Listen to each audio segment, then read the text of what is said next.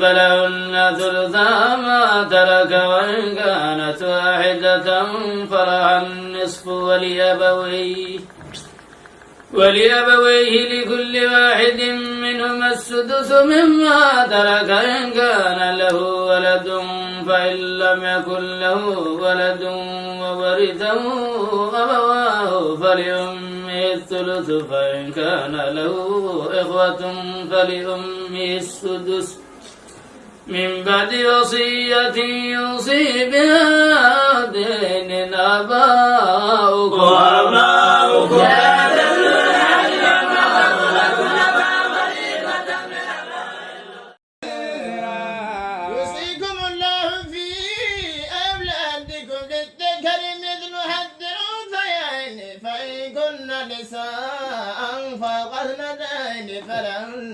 ثلثا ما ترك وإن كانت واحدة فلها النصف ولأبويه لكل واحد منهما السدس مما ترك إن كان له ولد فإن لم يكن له ولد وورثه أبواه فلأمه الثلث فإن كان له إخوة فلأمه السدس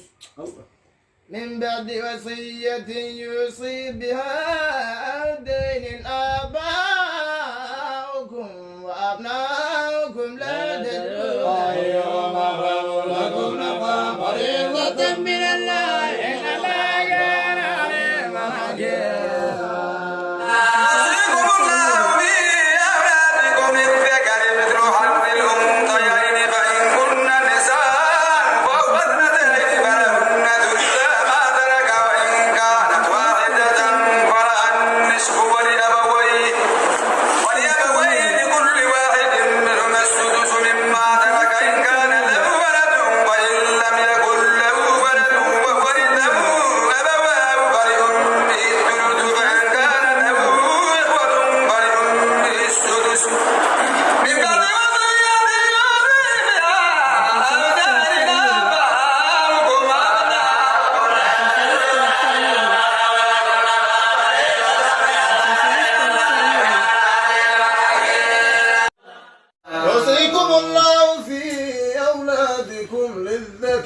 مثل حظ الأنثيين فإن كن نساء فوق اثنتين فلهن ثلثا ما ترك وإن كانت واحدة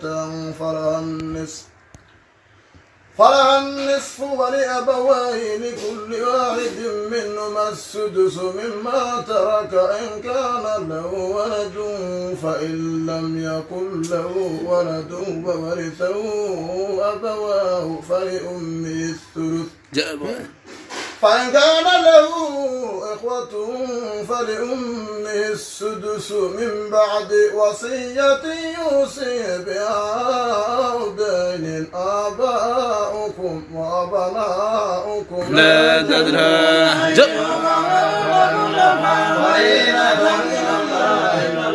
كان عليما حكيما. يوصيكم الله في أولادكم للذكر مثل حظ الأنثيين فإن كن نساء فوق اثنتين فلهن ثلثا ما ترك وإن كانت واحدة فلها النصف ولأبويه لكل واحد منهما السدس مما ترك إن كان له ولد فإن لم يكن له ولد وورثه أبواه فلأمه الثلث فإن كان له إخوة فلأمه السدس من بعد وصية يوصي بها أو دين آباؤكم